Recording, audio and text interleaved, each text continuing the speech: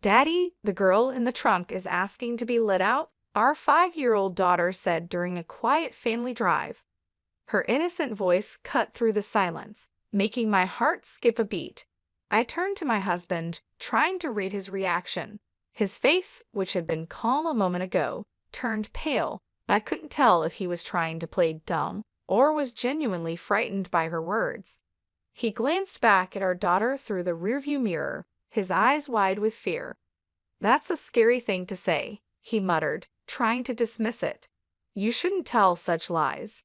I glared at him from the passenger seat, feeling a knot of suspicion tightening in my chest. "Maybe we should pull over at the rest area," I suggested, my voice sharper than I intended. It had been 6 years since we got married. I had always been supportive of my husband, even though his job kept him busy. I had been the one holding things together at home, managing everything while he focused on his career. But now, with our daughter's strange words hanging in the air, I felt a chill of uncertainty.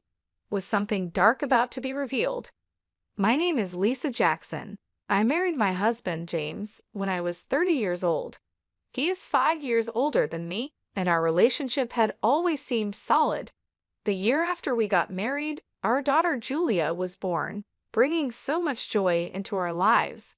She's been growing up healthy and lively, and just recently turned 5. Our family had been living busy but happy days, filled with love and laughter. "How about going to the zoo next Friday?" James suggested, trying to change the mood. "Yay! I want to see the giraffes," Julia squealed with excitement, her earlier comment seemingly forgotten.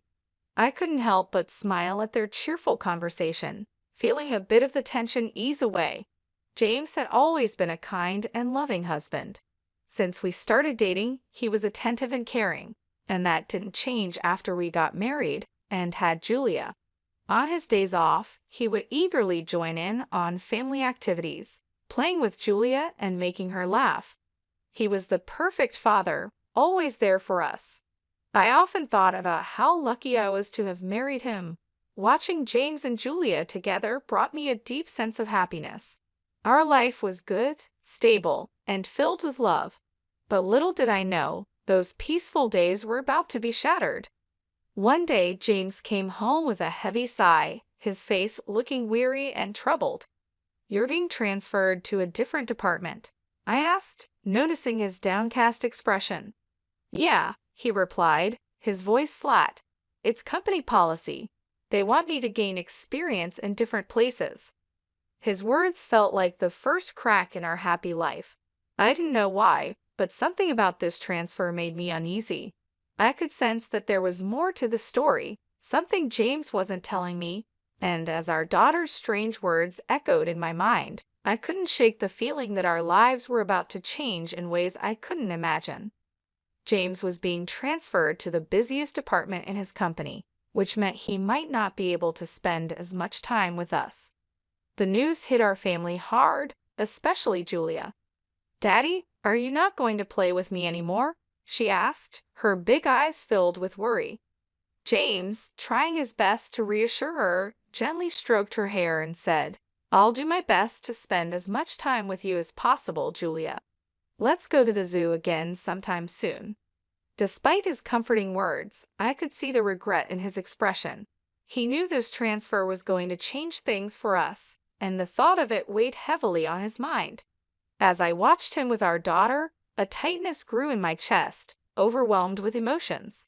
The transfer didn't involve a change in salary or require us to move, but it was still a big deal for our family. Just the thought of having less time together made me feel incredibly lonely. However, I knew the one feeling the most vulnerable was James. Adjusting to a new, more demanding environment would be tough for him. "Please don't push yourself too hard," I said, trying to hide the worry in my voice. I knew James had a tendency to throw himself fully into his work, sometimes to the point of exhaustion. That's why I worried about him overdoing it, and unfortunately, my concerns turned out to be justified. At first, James managed to balance his work and home life. He still made time for family activities and found moments to rest, despite his busier schedule. But about a month after the transfer, everything changed. His time at home decreased dramatically. He started working overtime, often coming home late at night, long after Julia had gone to bed. It became more common for him to go out for drinks with clients, and he even began working on his days off. But there was something else that concerned me even more. One day, I cautiously asked him, "Hey, can you take a day off next Friday? Julia misses you, and you've been working too hard lately." James looked at me with a tired, frustrated expression. "Who do you think I'm working so hard for? Should I just turn down client meetings and risk getting fired?" he snapped. I quickly replied, "I didn't mean it like that. I'm just worried about you." "That's none of your business," he muttered, brushing me off. "Anyway, make sure you have money ready for next week's drinking party." His words stung, and I could see how much the stress was affecting him. James, who had always been kind and patient, was now irritable and short-tempered. He started taking out his frustrations on me more frequently, and I found myself walking on eggshells around him. What worried me even more was how he was spending money extravagantly, claiming it was necessary for entertaining clients. This new habit was beginning to impact our living expenses, adding financial stress to an already tense situation. Because I knew how kind he used to be, I was more worried than angry about his current behavior. It was clear to me that the pressure of his new job was getting to him, and I feared he was going to collapse from overwork if things didn't change. I felt helpless, not knowing how to make things better for him or for our family. As the months passed, James's situation only worsened. 5 months after his transfer, he reached a point where he was coming home mostly just to sleep. Our conversations became brief, and the connection we once had felt distant. Julia, feeling the absence of her father, started to show signs of sadness. She often wore a forlorn expression, missing the time they used to spend together. Seeing her like that broke my heart.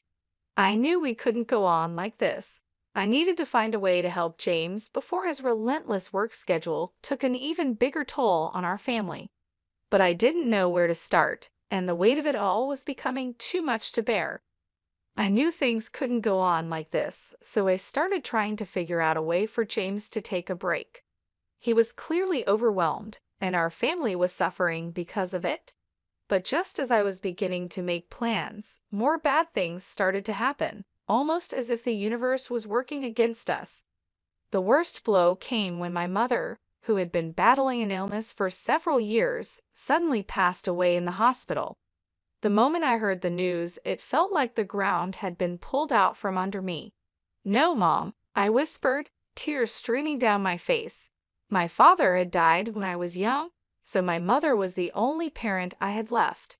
Losing her felt like losing the last piece of my childhood. I couldn't even have a proper conversation with her before she passed away, and that regret weighed heavily on me. When the call came, I was at home, and I was so shocked that I couldn't move for a while. I just stood there, frozen, as the realization hit me that she was really gone. But what hurt even more was James's reaction. When I told him about my mother's passing, his response was unbelievably cold. "Hey, do I have to go to that funeral too?" he asked, his voice completely devoid of sympathy. I stared at him, my eyes wide with disbelief. Yes, the relationship between James and my mother might have been distant, but she was still his mother-in-law. She was family. I couldn't understand how he could be so indifferent, especially at a time like this. "What are you saying?" "Of course, you have to go," I replied, trying to keep my voice steady. "It's a family funeral." "Don't get mad at me," he muttered, rolling his eyes. "Oh, why does this have to happen now? I had plans too." His words cut through me like a knife. In the past, James would have comforted me, perhaps by rubbing my back and grieving with me together. But now, as he sighed in dissatisfaction, he seemed like a completely different person from the one I had promised to spend my life with. Naturally, he didn't help with any of the preparations for my mother's funeral. I arranged everything alone, feeling more isolated than ever. On the day of the service, James remained silent and sullen. He didn't offer any support or comfort, and after the funeral ended, he simply said, "It's over now, right? I'm heading home first," and left without helping with the cleanup. I was initially confused by his reaction, but by then, I had lost the energy to be angry. I was simply bewildered and deeply disappointed in him. No matter how busy or stressed he was from work, his behavior at the funeral was unacceptable. When did my husband become such a cold person? Despite feeling frustrated with him, I finished cleaning up with Julia by my side. She was too young to understand everything that was happening, but she could sense that something was wrong and did her best to help me. "Mom, Julia will help you," she said, her small voice bringing a bit of comfort to my aching heart. After the funeral, I decided to stop by my parents' house for a short while. It wasn't far from our home, and I wanted to say a final goodbye to the place that held so many memories of my mother. Although it was a sad visit, I felt it was something I needed to do for my own peace of mind. When I arrived at my parents' house with a heavy heart, I took a deep breath and walked inside. The house felt empty, a shell of what it used to be. As I stood in the living room, surrounded by the remnants of my mother's life, I felt a wave of sorrow wash over me. But before I could even begin to process my feelings, something unexpected happened. "Mom, wait a moment," Julia suddenly shouted, her voice filled with urgency. "Huh, Julia, what's wrong?" I asked, startled by her sudden change in behavior. As soon as we arrived at my parents' house, Julia's expression had shifted dramatically.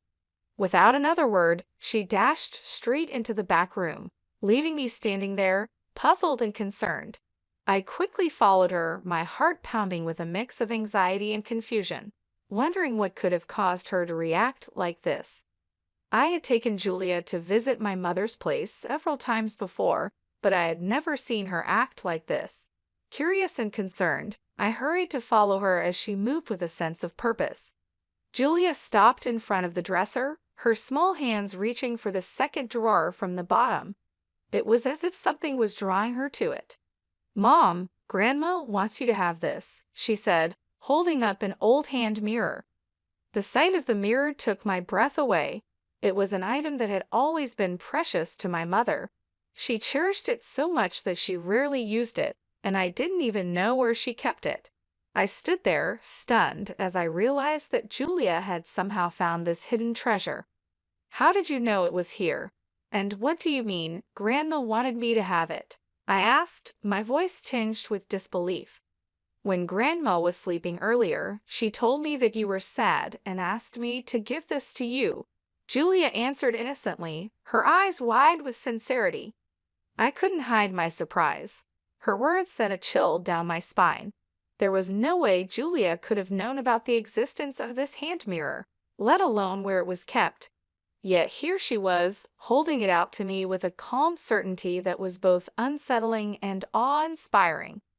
Wanting to understand what was happening, I decided to ask her some questions.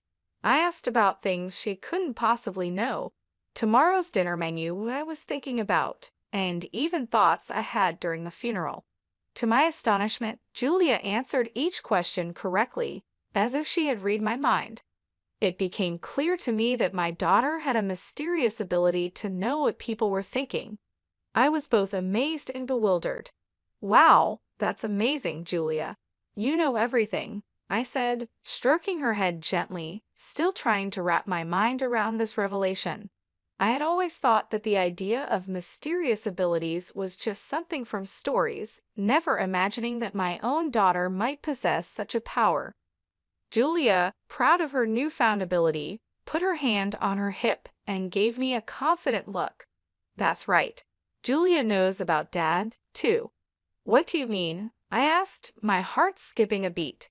What she told me next was incredibly unbelievable and unforgivable. Julia revealed things about James that shook me to my core.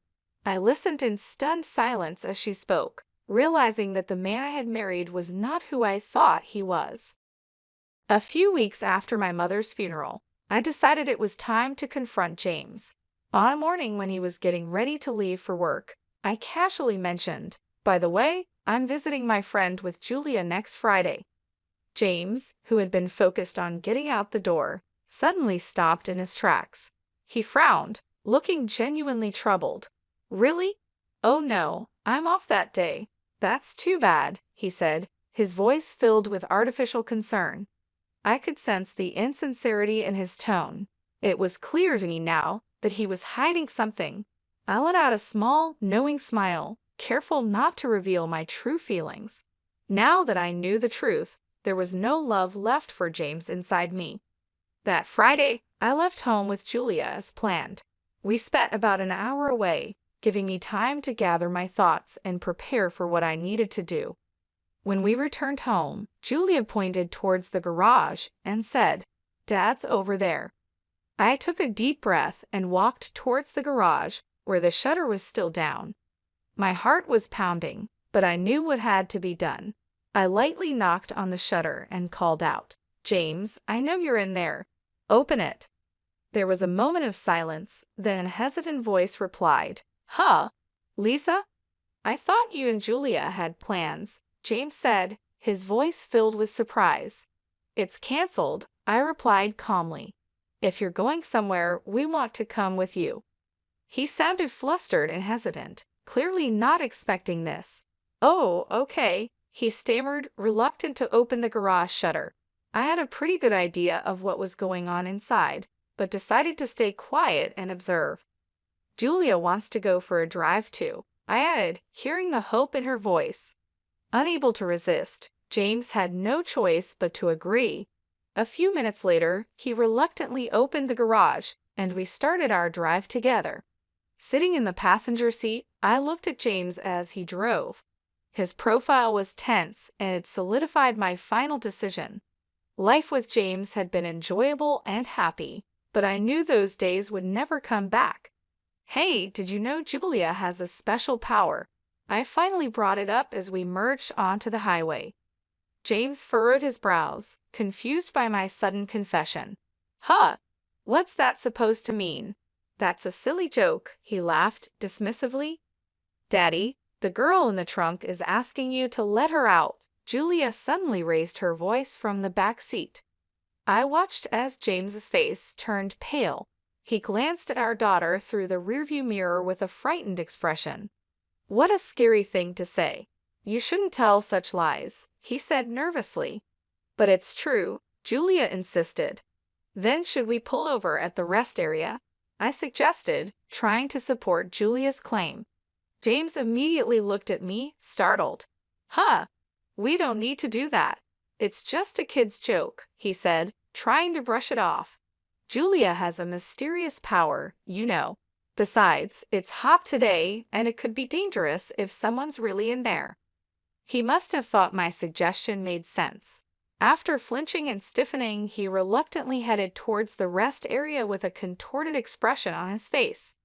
Upon arrival, we left Julia in the air-conditioned car and went outside to check the trunk. "I don't think there's anything in there. Come on, quickly," I urged to James, who was hesitating. Realizing he couldn't escape anymore, James nervously opened the trunk, breaking into a cold sweat. In the next moment, a young woman jumped out, her face flushed red from the heat. "I knew you were cheating," I shouted, my suspicions confirmed.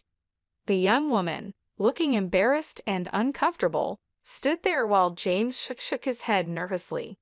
"No, it's not like that. She is a colleague from work. We were just working together," he stammered, trying to explain.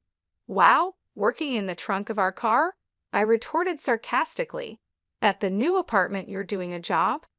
James's excuses were pathetic and unbelievable. It turned out that while Julia and I were out, James had been cheating with this woman at home. They were about to go for a drive when we returned unexpectedly, so he had no choice but to hide her in the trunk.